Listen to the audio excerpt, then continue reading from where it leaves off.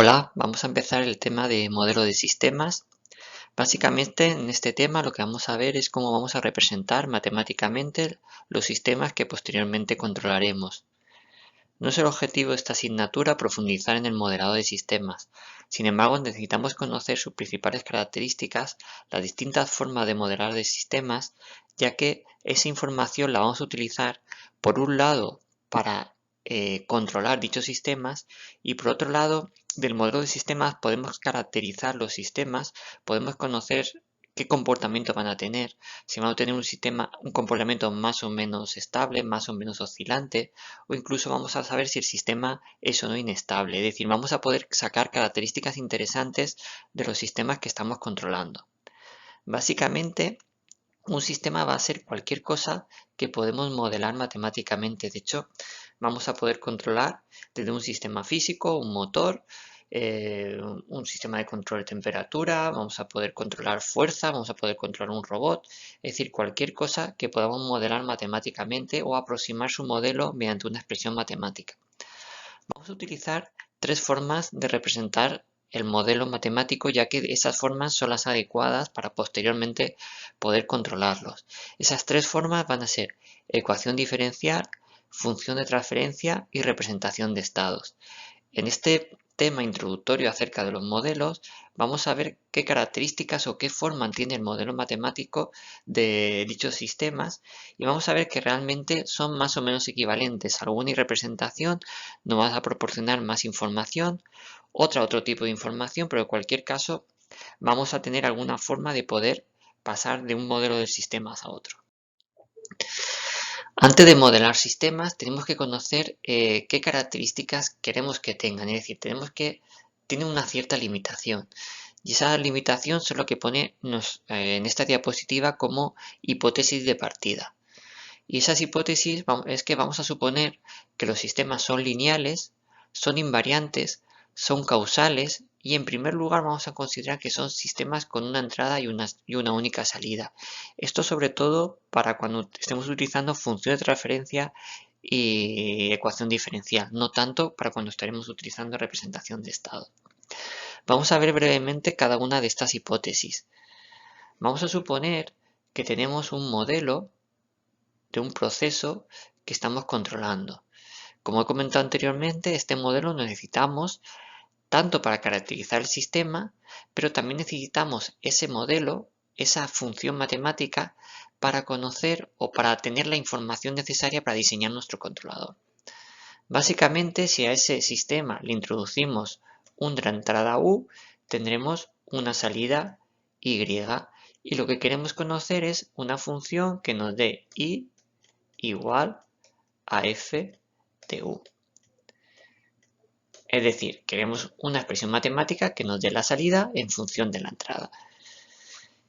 Bien, la primera hipótesis que vamos a hacer acerca de ese modelo es que tiene que ser lineal.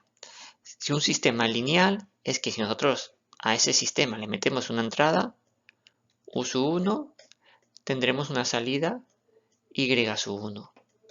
Si introducimos una entrada, u sub 2, tendremos una salida y sub 2.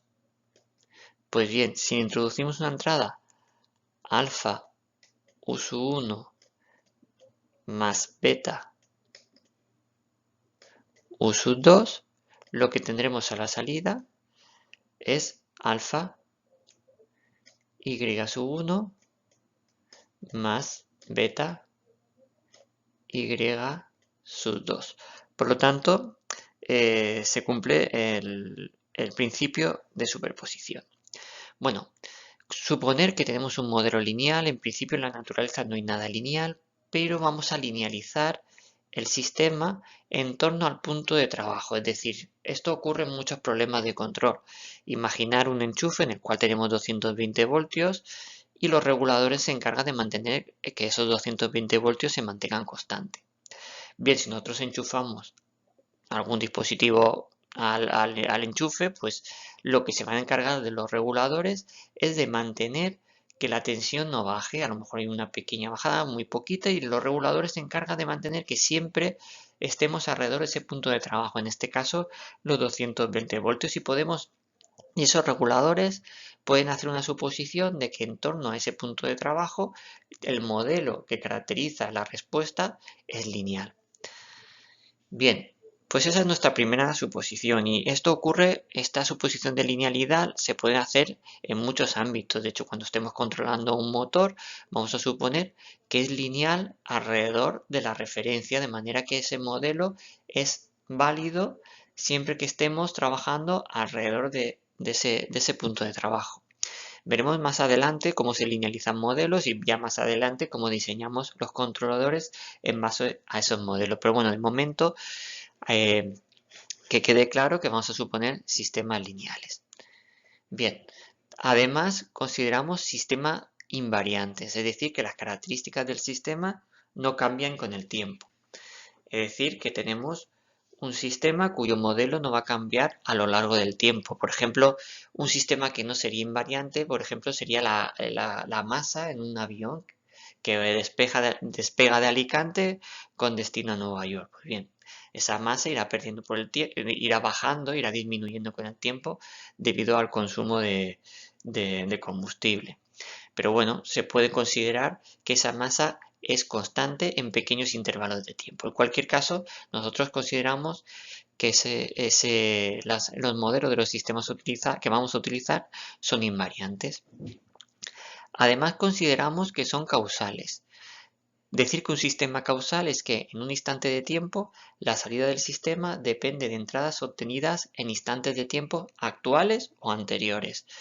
Es algo que puede parecer bastante lógico, es decir, que si estamos modelando un sistema, un proceso, como el que estamos comentando, le introducimos una entrada, pues bien, la salida Y va a depender de la entrada actual y de entradas anteriores, no puede depender de entradas posteriores, ya que en principio no las podemos conocer. Sin embargo, vosotros conocéis sistemas no causales, por ejemplo, el operador derivada. Si tenemos que Y es igual a la variación de U, la derivada de U con respecto al tiempo, la definición de derivada no es causal, ya que la definición de derivada dice que Y es igual al límite cuando h tiende a 0 de que de U de t más h menos U de t partido de h. ¿Vale? Por lo tanto, vemos en este término que la derivada depende del valor de u en un instante posterior. Sí que es verdad que es un límite cuando h tiende a 0, pero en cualquier caso debería ser idealmente de un instante posterior. Por lo tanto, ese operador no sería derivada. Y luego, en primer lugar, cuando caractericemos los sistemas representando en forma de ecuación diferencial o función de transferencia, vamos a considerar que son sistemas con una única entrada y una única salida.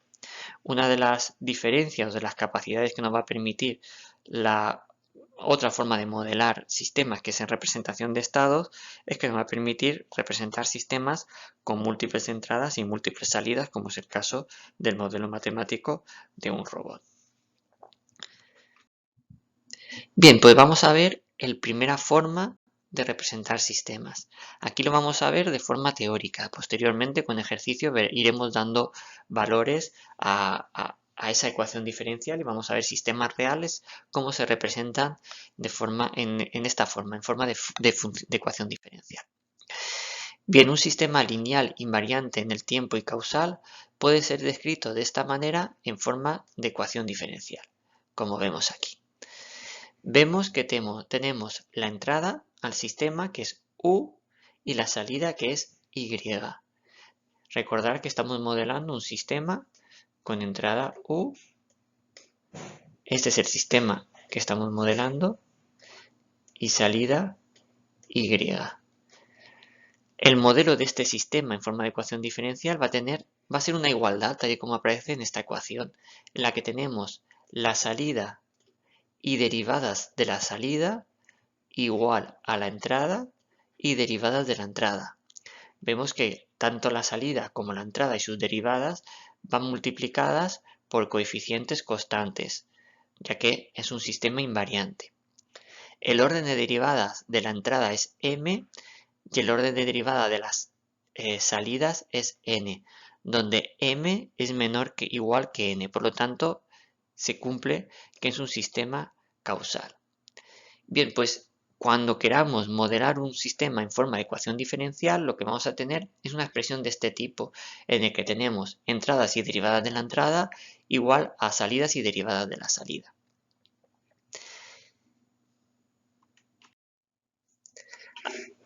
En la parte superior nos aparece representado el modelo genérico de un sistema en forma de ecuación diferencial.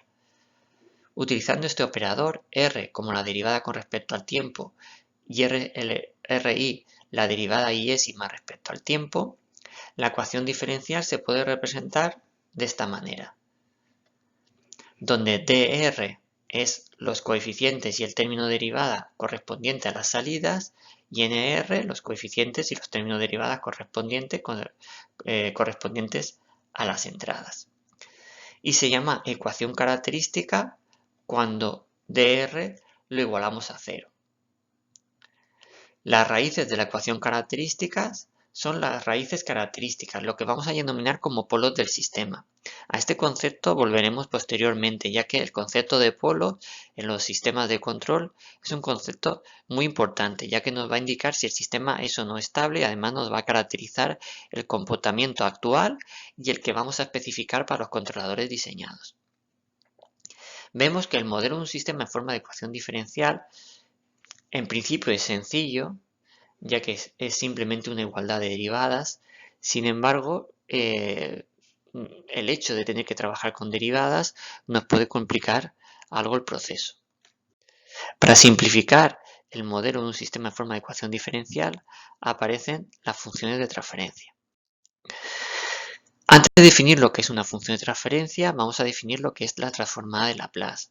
Básicamente, esta transformada nos va a convertir un sistema en el tiempo a un sistema en el dominio de Laplace.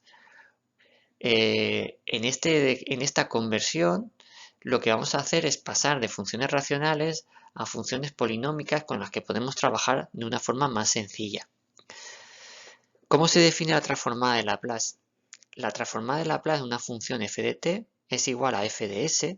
Daros cuenta, cuando trabajemos en el tiempo, vamos a denominar la función en minúscula, mientras que cuando trabajamos en el dominio de Laplace, la función correspondiente la vamos a representar en mayúscula.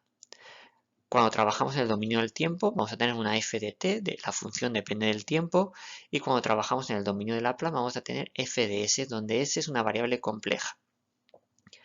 ¿Cómo se define la función de la transformada de Laplace? Es la integral entre 0 e infinito de f de t por e elevado a menos st, diferencial de t. ¿Vale?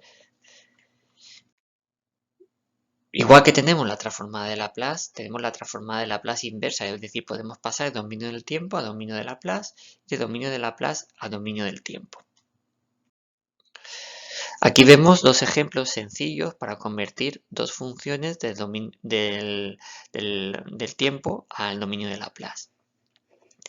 Por ejemplo, la primera de ellas es una entrada escalón, una entrada que vamos a utilizar mucho en control, en el cual si representamos en el eje de las x el tiempo y en el eje de la y la función escalón, una función escalón es tan sencilla como un escalón, en este caso de amplitud 1, donde para t menor que 0 vale 0 y para t mayor o igual que 0 empieza a valer 1, es un escalón. Es una función que vamos a utilizar mucho en los sistemas de control, ya que muchas veces evaluamos el comportamiento del sistema cuando pasamos de un estado a otro. Imaginar, por ejemplo, un motor que se encuentra girado 5 grados y queremos queremos que pase de 5 a 10 grados. Entonces le podemos introducir un escalón de amplitud 5. Entonces con ese escalón de entrada podemos evaluar cómo funcionaría nuestro sistema de control. Pues bien, ¿qué valdría la transformada de Laplace, en este caso, de una señal escalón unitario? Pues sería la integral entre 0 e infinito de f de t por e elevado a menos st, donde f de t es igual a 1. Integral entre 0 e infinito de e elevado a menos st, que es menos 1 partido entre s por e elevado a menos st, entre infinito 0, que es 1 partido entre s. Por lo tanto, en el dominio del tiempo, la entrada de escalón es 1 y en el dominio de Laplace es 1 partido entre S. Eso es la entrada de escalón de amplitud 1. La entrada de escalón de amplitud 5, como decíamos antes, sería 5 partido de S. La señal exponencial es e elevado a menos at. Es igual a la integral entre 0 e infinito de f de t por e elevado a menos st, donde en este caso la exponencial es elevado a menos at. Sustituyendo la función por su valor correspondiente, tendríamos este valor, sumamos los exponentes y es igual a 1 partido entre s más a. Vemos, por lo tanto, otra de las ventajas de utilizar la transformada de Laplace, ya que pasamos funciones exponenciales a funciones racionales. Sin embargo, cuando vayamos a trabajar con la transformada de Laplace, realmente no vamos a utilizar su definición, no vamos a utilizar la integral para poder definir el valor de la transformada de Laplace, sino que utilizaremos la tabla de transformada de Laplace. Esa tabla de transformada de Laplace nos aparece correspondencias entre funciones en el dominio del tiempo y en el dominio de Laplace, de manera que se hacen equivalencias y de esa forma el paso de sistemas en el dominio del tiempo en el dominio de Laplace es mucho más sencillo, mucho más rápido. Una propiedad que vamos a utilizar especialmente es las que aparecen en esta diapositiva, la propiedad de linealidad y la de derivada. La transformada de Laplace de a por f de t más b por g de t es igual a por la transformada de Laplace de f de t más b por la transformada de Laplace de g de t. De manera que si la transformada de Laplace de f de t es f de s y la transformada de Laplace de g de t es g de s, la transformada de Laplace de a por f de t más b por g de t será a por f de s más b por g de s. Esa es la propiedad de linealidad. Y sobre todo, la que más vamos a utilizar es esta de aquí, ya que nos va a permitir convertir ecuaciones diferenciales en función de transferencia, y es la transformación derivada. Si tenemos una función g de t que es igual a la derivada de f de t con respecto al tiempo, la primera derivada, entonces la transformada de Laplace de g de t es s por f de s. Daros cuenta, menos f de 0, donde f de 0 es el valor de f en las condiciones iniciales. Veremos posteriormente que cuando utilizamos función de transferencia, esto lo igualamos a 0. Por lo tanto, cuando utilizamos funciones de transferencia, la transformada de Laplace de g de t, siendo g de t la primera derivada de f con respecto al tiempo, va a ser s por f de s. Por lo tanto, pasamos de trabajar con derivadas a trabajar con un polinomio s por f de s. La segunda derivada de f de t, lo que nos aparece de aquí, sería s al cuadrado por f de s menos otro término que depende de las condiciones iniciales. Si esas condiciones iniciales fuesen nulas, vemos que pasamos de la segunda derivada de f de t a s elevado al cuadrado por f de s. ¿Cuál será la transformada de Laplace de la tercera derivada de f de t con respecto al tiempo? Será s elevado al cubo por f de s. ¿Vale? Por lo tanto, es un paso bastante sencillo. Aquí tenéis otras propiedades. Aquí viene otra propiedad que vamos a utilizar bastante, el teorema del valor final. Sea f de t tal que el límite cuando t tiende a infinito de f de t es menor que infinito, el límite cuando t tiende a infinito de f de t es el límite cuando s tiende a 0 de s por f de s. Por lo tanto, si tenemos una señal que nos caracteriza el comportamiento o respuesta de un sistema y queremos ver a qué valor tiende esa señal y la tenemos modelada en forma de función de transferencia, f de s, pues el límite cuando t tiende a infinito de f de t será el límite cuando s tiende a 0 de s por f de s. Y así podremos saber cuál es el comportamiento del sistema cuando el tiempo tiende a infinito. Es lo que se llama el teorema del valor final. Bien, pues aquí tenéis otras propiedades, pero sobre todo lo que vamos a utilizar son las propiedades que hemos visto. la función de transferencia del escalón, función de transferencia de la derivada, primera derivada, segunda derivada, etc. Y luego lo que hemos visto dado una función de transferencia a f de t más b, una función dependiente en el tiempo a f de t más b g de t, el dominio de Laplace sería a f de s más b g de s, ¿vale? Bien. Aquí tenéis un pequeño ejercicio en el cual se pasa una ecuación diferencial, en este caso de segundo orden, al dominio de Laplace.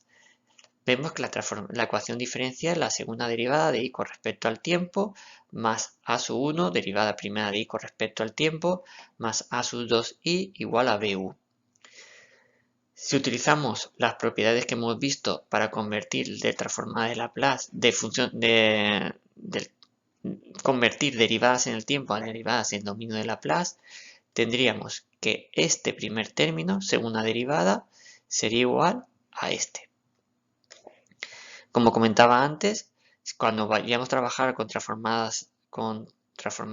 función de transferencia, este término será nulo. Pero bueno, ahora de momento lo consideramos como un término que depende de esas condiciones iniciales. Vemos que es s al cuadrado por i de s menos este término.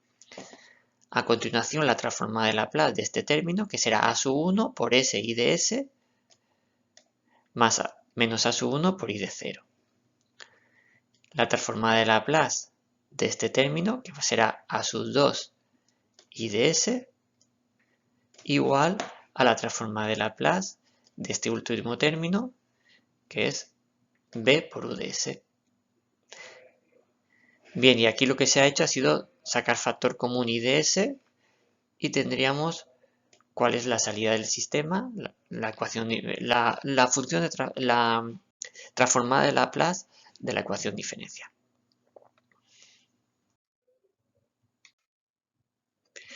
Bien, básicamente, ¿para qué hemos definido la transformada de Laplace? Pues como os comentaba, para obtener lo que es la función de transferencia, que es en definitiva otra forma de modelar, de disponer del modelado del sistema.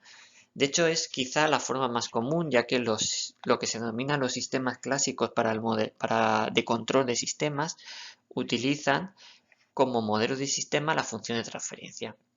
De hecho, muchas veces el propio fabricante de los dispositivos pues nos proporcionan el modelo del sistema en forma de función de transferencia. Bien, ¿y qué es esa función de transferencia? Básicamente se obtiene a partir de la transformada de Laplace de la ecuación diferencial del modelo que nos caracteriza el comportamiento del sistema que estamos controlando. La ecuación diferencial la tenéis aquí en la parte superior. Lo que hemos hecho aquí es aplicar la transformada de Laplace de la ecuación diferencial. Recordar que la ecuación diferencial era entrada y derivada de la entrada igual a las salidas y derivada de la salida. ¿Cuál sería la transformada de Laplace de esta ecuación diferencial? Tendríamos a sub 0 i de t más a sub 1 derivada primera de i de t con respecto al tiempo, así sucesivamente.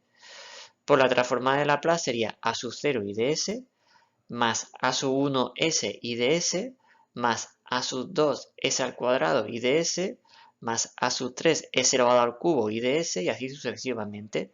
Daros cuenta que aquí tenemos sacado factor común i de s, tendríamos a sub 0 i de s, a sub 1s i de s, a sub 2s al cuadrado i de s, así sucesivamente.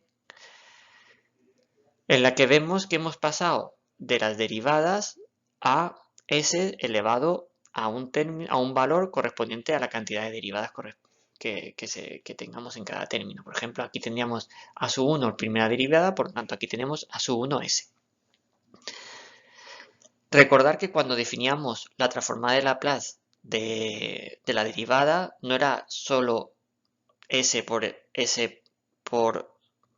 la función correspondiente, sino que también teníamos otro término debido a las condiciones iniciales.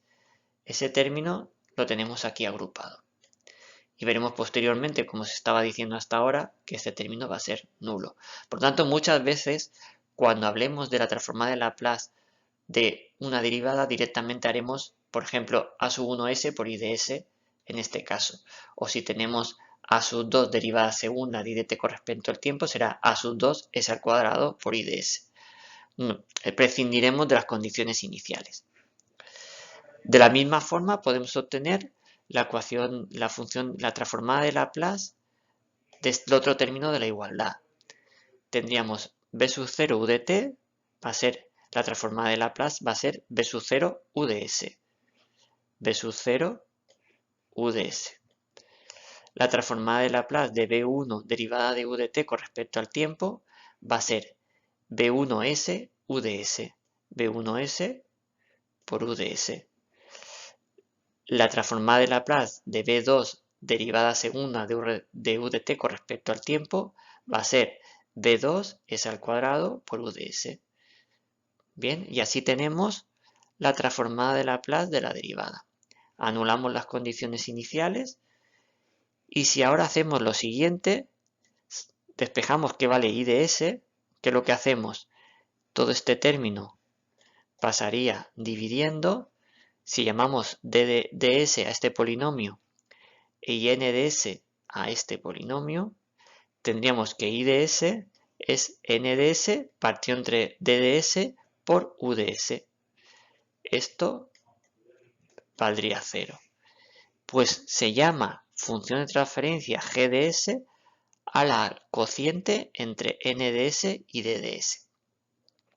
Bien, cuando nosotros obtengamos el modelo de un sistema en forma de función de transferencia, lo que vamos a tener es un cociente que puede ser, por ejemplo, s más 1 partido en s al cuadrado más 5s más 2, ¿vale? Es decir, vamos a tener dos polinomios en s, y ese va a ser el g de s va a ser el modelo de mi sistema en forma de función de transferencia.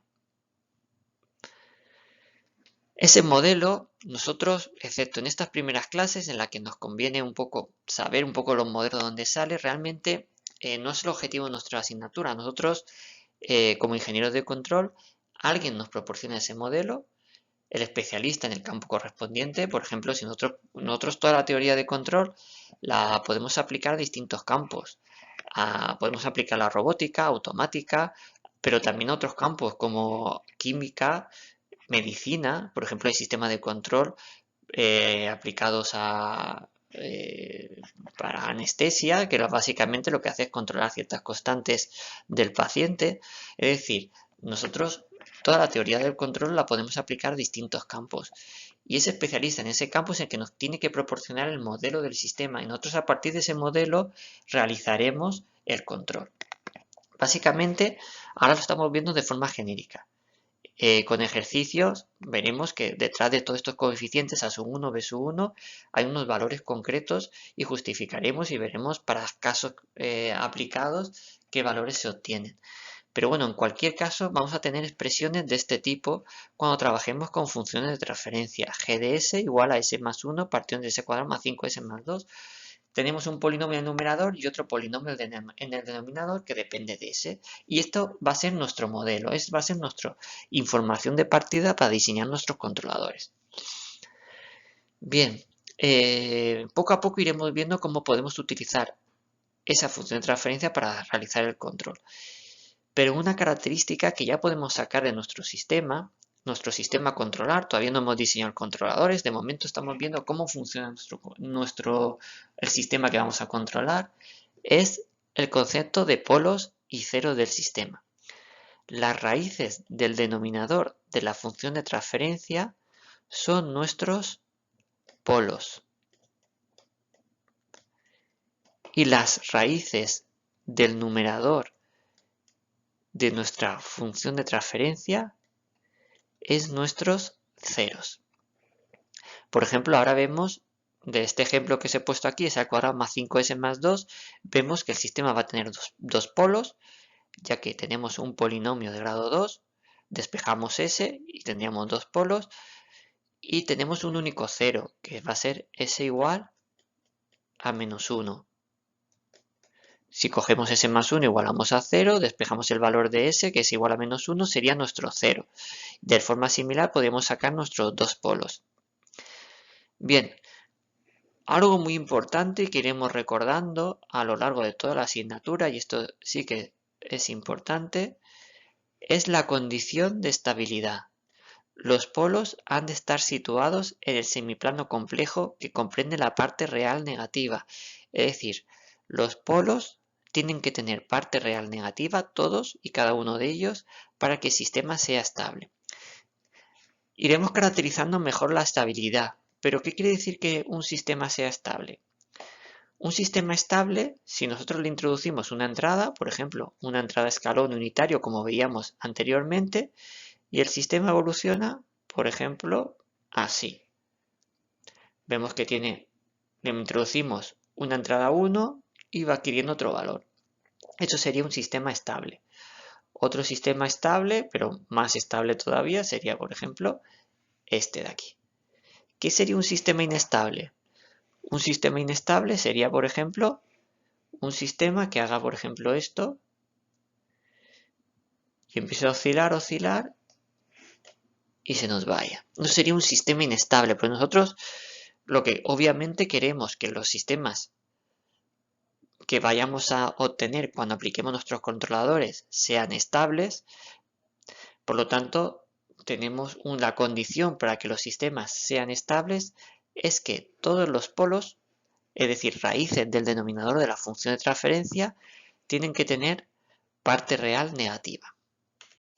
Vamos a ver, por ejemplo, el siguiente sistema. Este es el modelo de un sistema representado en forma de función de transferencia. No tiene ningún cero, ya que en el numerador no tenemos ningún polinomio, pero en el denominador sí. ¿Cómo podemos obtener los polos del sistema? Pues cogemos el denominador, que es 2s al cuadrado más 2s más 1, y lo igualamos a 0.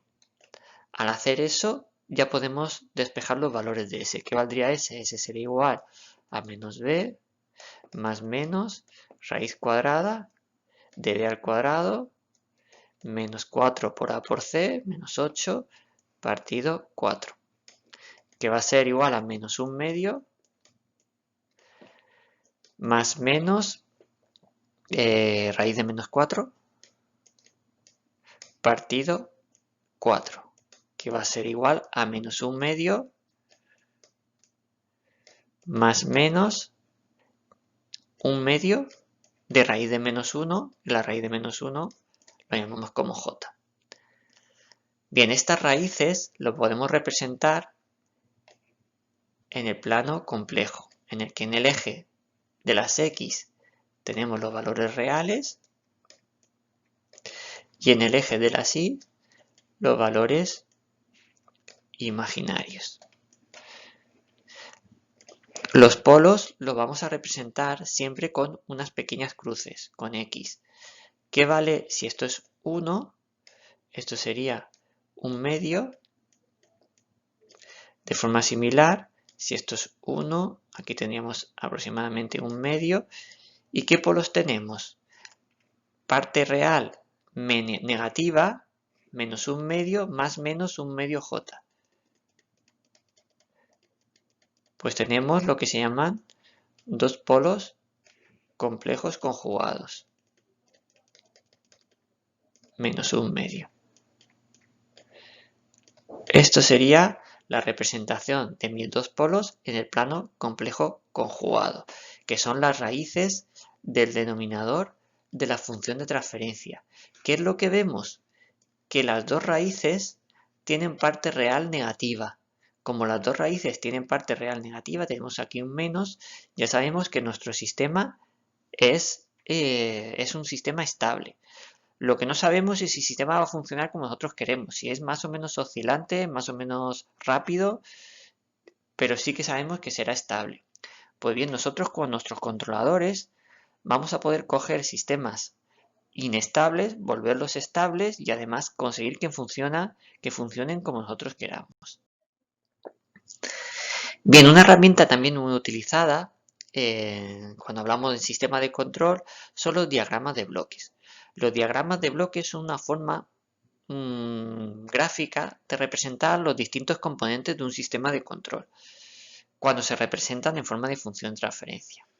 De hecho, de alguna forma, hasta ahora estábamos utilizando los diagramas de bloques sin haberlos definido, ya que si tenemos un sistema representado en forma de transferencia GDS, hasta ahora estamos representando el sistema con forma de un único bloque que recibía una entrada UDS y obteníamos una salida IDS. De manera que la salida IDS es igual a la entrada por el valor del bloque GDS. Esa es la función de transferencia y la representación en forma de diagrama de bloques, pero la representación más sencilla, en la que tenemos en este caso un único bloque con una entrada o una salida. Pues bien, la salida va a ser la entrada por el valor del bloque, la función de transferencia correspondiente a los bloques. De manera que cuando tengamos un sistema complejo formado por distintas funciones de transferencias, vamos a poder tener una visualización de del sistema en forma completa de esta manera, en forma de diagrama de bloques. Y de esa manera podemos ver la contribución de cada componente, de cada función de transferencia al desempeño total del sistema.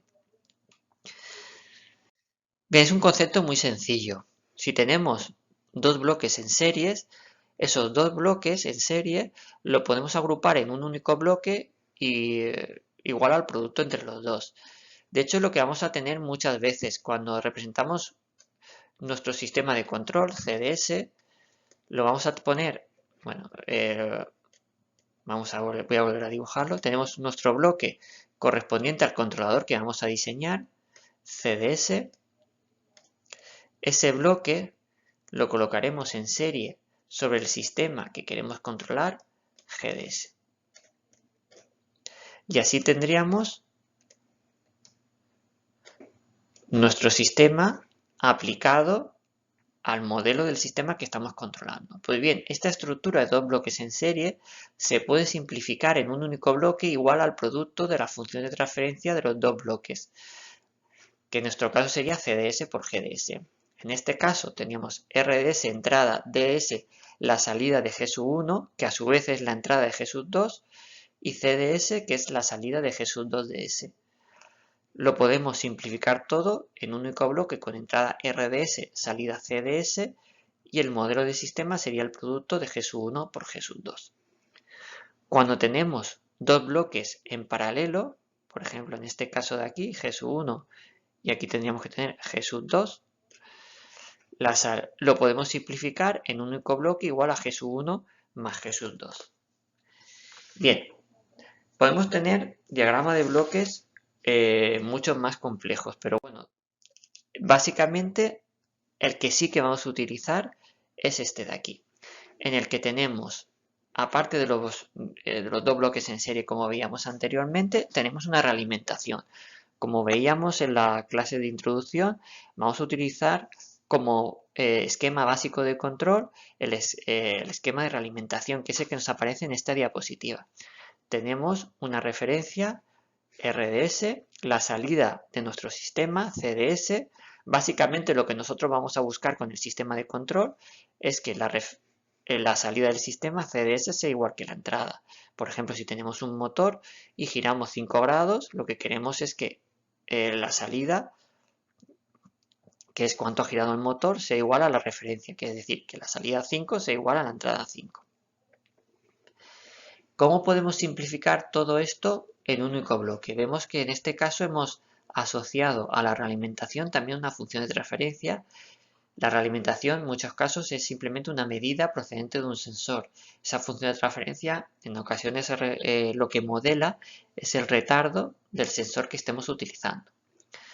En este caso, la función de transferencia, lo que se llama la función de transferencia en bucle abierto sería el producto de GDS por HDS, y la función de transferencia en bucle cerrado, que lo vamos a denominar muchas veces como G sub BC ds, es la parte de arriba, GDS, partido entre 1 más la parte de arriba por la parte de abajo. GDS partido entre 1 más GDS por HDS. Y si hacemos eso, podremos tener lo siguiente, un único bloque que nos modela el comportamiento de toda la realimentación con entrada RDS, función de transferencia G sub BC de S, la función de transferencia en bucle cerrado, y salida CDS. Bien, esto lo vamos a utilizar mucho, la función de transferencia en bucle cerrado. Bueno, aquí lo tenéis pues, indicado de forma gráfica. Aquí tenéis algún otro ejercicio, pero bueno, básicamente que nos quede como ejemplo cuál es la función de transferencia de una realimentación. Bueno, en clase haremos ejercicios de modelado en la que veremos sistemas reales, cómo se obtiene la ecuación diferencial, cómo se obtiene la función de transferencia, cuáles son los polos, y nos servirá un poco para recordar y afianzar estos conceptos. Vamos a ver a continuación la tercera forma de representar que vamos a utilizar para modelar sistemas, que es el modelo de sistemas en representación de estados, espacio de estados. Bien, quizá si es una forma, quizá es la forma menos intuitiva de modelar un sistema. Sí que es verdad que el modelado de sistemas puede ser más o menos complejo, pero bueno, al final los pasos son bastante... hay que conocer la física que hay detrás del sistema que estamos modelando, pero bueno, al final es bastante intuitivo. No así en la representación de estados. En el caso de representación de estados, tiene implícito el concepto de qué es el estado de un sistema. Para conocer qué es el estado de un sistema, vamos a ver primero algunos ejemplos que nos va a permitir de forma intuitiva, poco a poco, captar lo que es el concepto de estado. Básicamente, el estado es una información interna del sistema que me permite conocer la salida a partir de la entrada. Imaginar, por ejemplo, un ascensor. Si yo pulso el ascensor, el botón del ascensor, el ascensor sube o baja. Pues bueno, en principio no lo sé. Va a depender del estado del ascensor. Va a depender de si el ascensor está arriba o abajo. Si está abajo subirá, si está arriba bajará. Bueno, eso es una primera marca de lo que es un estado. Es una información interna del sistema que me permite conocer cuál es la salida del sistema en función de la entrada. Imaginar ahora un cubo. Un cubo en el cual le puedo meter agua, ¿no? ¿Cuál va a ser la altura del cubo si yo le meto una cantidad de agua? Pues bien, un cubo habrá podido llenarse miles de veces a lo largo de su vida, ¿no? De su historia. Pues bien, ¿qué información necesito en un momento dado para, dada una cantidad de agua, conocer qué nivel de agua dispongo? Pues bien, eso va a ser el estado. Básicamente el estado en este caso sería la cantidad de agua o el nivel en un momento dado. Imaginar, por ejemplo, un circuito eléctrico con condensadores, resistencias, bobinas, etc. Si yo le meto, que es el ejemplo que tenemos aquí, si yo meto una tensión de entrada, ¿cuál será la tensión de salida? Pues necesitaré conocer las variables de estado, la carga de los condensadores, corrientes en las bobinas. Bien, pues toda esta información es lo que se llama el estado. Imaginar también, por ejemplo, una masa. Una masa al cual yo le aplico una fuerza y quiero saber dónde se encontrará la masa una vez aplicada la fuerza. Si yo quiero sacar la posición salida en función de la fuerza entrada, tengo que conocer la posición y velocidad. Por lo tanto, me hacen falta dos variables iniciales. Necesito conocer dos variables de estado. Esto ocurre en la mayoría de los sistemas mecánicos. Voy a necesitar conocer la posición y velocidad, igual que, de hecho, van a ser las variables de estado que habitualmente utilizaremos, por ejemplo, para controlar robots. Bien, esos estados lo vamos a representar en un vector que se llama x de t y tiene un total de n variables de estado. ¿Cuál será el modelo de un sistema en forma de representación de estados? Un sistema con m entradas y p salidas su modelo en forma de representación de estado será esta. La derivada de x de t con respecto al tiempo va a ser igual a ax de t más bu de t, donde x de t es el vector de estado, a es una matriz de n por n y b es una matriz de n por m. Y, que es la salida, va a ser igual a c por x de t, donde c es una matriz de p por n y d es una matriz de m por p. Es un sistema lineal, es un sistema invariante, ya que las matrices A, B, C y D no van a variar. Y para obtener la causalidad, saber si es un sistema causal, lo que voy a necesitar es obtener la función de transferencia correspondiente y ver si obtengo una función de transferencia en el cual el denominador es de más orden que el numerador y por el tanto es un sistema causal. Básicamente lo que iremos analizando poco a poco este tipo de modelos en forma de representación de estados, pero vamos a tener toda la dinámica del sistema en este lado, en la matriz A, mientras que en la forma en la que vamos a actuar sobre el sistema lo vamos a tener aquí. Por lo tanto, imaginar un avión en el cual cambiamos los motores, en vez de estar bajo las alas, los ponemos detrás. El comportamiento dinámico del sistema es el mismo. Sin embargo, lo que hemos cambiado va a ser la forma en la que actuamos sobre él. Hemos cambiado este segundo término manteniendo el primero, manteniendo la matriz A. De hecho, como veremos a continuación, los polos del sistema, en este caso, vamos a sacarlos a partir de la matriz A.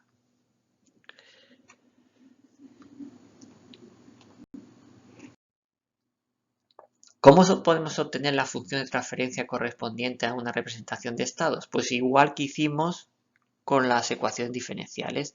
Tenemos que aplicar la transformada de Laplace para la representación de estados. Si veíamos que el modelo de un sistema en forma de representación de estados era igual a x' igual a x más bu y igual a cx más du, si aplicamos la transformada de Laplace, teníamos ese x de s menos x de s, sería la transformada de Laplace de x' igual a ax más bu. Por la transformada de Laplace sería ax de s más bu de s. Y la salida era igual a y igual a cx más du. Pues la transformada de Laplace era y de s igual a cx de s más du de s. Bien, pues si vamos operando a partir de estas dos expresiones, si sacamos factor común, en este caso, el x de s, tendríamos x de s igual a si menos a elevado a menos 1 más bu de s más si menos a elevado a menos 1 por x de 0. Bien, ¿qué se ha hecho en este paso? En este paso, previamente a obtener conviene ver un paso intermedio, ya que a partir de esta primera ecuación, ¿qué tenemos? Que tenemos s por x de s menos a por x de s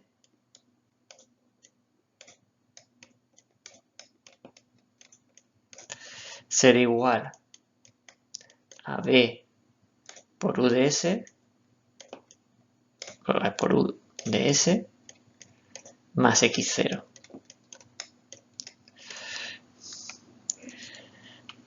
Y lo que se ha hecho aquí es que se ha sacado factor común x de s. Como s es un escalar y a es una matriz, tendríamos si menos a por x de s igual a bu de s más x0. Y para poder simplificar esto y obtener esta expresión de aquí, se ha multiplicado por la izquierda si menos a elevado a menos 1. Se ha multiplicado todo por la izquierda obteniendo esta ecuación de aquí. Si sustituimos, una vez que tenemos este x de s, esta x de s aquí, obtendríamos esta segunda expresión, donde vemos que lo que hay dentro de los corchetes es lo que vamos a denominar es el concepto de función de transferencia. Daros cuenta que I de S es igual a la función de transferencia por la entrada, más otro término que depende de las condiciones iniciales, que es este de aquí. Por lo tanto, la función de transferencia correspondiente a una representación de estados es C por SI menos A elevado a menos 1 por B más D.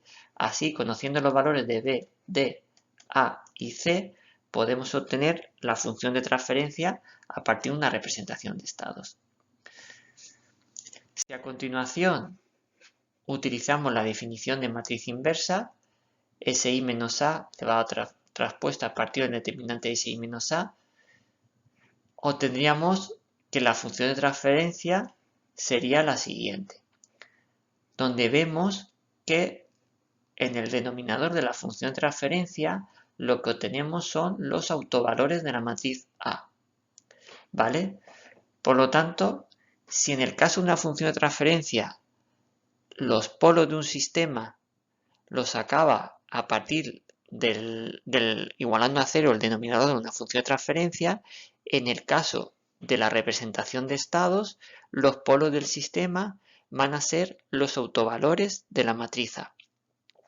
Y de esta manera voy a poder conocer cuál es el comportamiento del sistema solo y simplemente a partir de los autovalores de la matriz A. Imaginar, por ejemplo, el siguiente ejemplo. Tenemos un sistema en forma de representación de estados. X' igual a A, esto es A, esto sería B y esto sería C. Pues me da igual el valor de C, me da igual el valor de B, el valor de la matriz A, que es menos 7, 1, menos 2, 0, es el que vamos a utilizar para conocer los polos del sistema. Calculo sus autovalores. Determinante de SI menos A, S más 7, menos 1, 12, S. Y a continuación multiplico S por S más 7 menos 12 por menos 1. S al cuadrado más 7S más 12 igual a 0. Igualo a 0, despejo los valores de S y me da que los polos son menos 4 y menos 3. Por lo tanto, tengo dos polos reales con parte real negativa, menos 4 y menos 3. Por lo tanto, es un sistema estable. Bien, pues con esto acabamos el resumen de las distintas formas de modelar un sistema en forma de función de transferencia, ecuación diferencial y representación de estados. Hemos visto por encima la relación entre ellos, hemos visto también el concepto de polos, hemos visto la primera condición de estabilidad, es que todos tienen que tener parte real negativa. A continuación tendremos que hacer ejercicios con el objetivo un poco de afianzar todos estos conocimientos, ver un poco todas estas expresiones que las hemos visto de forma genérica, cómo se obtienen, qué información representan y sobre todo cómo vamos a utilizar posteriormente para realizar y aplicar los sistemas de control.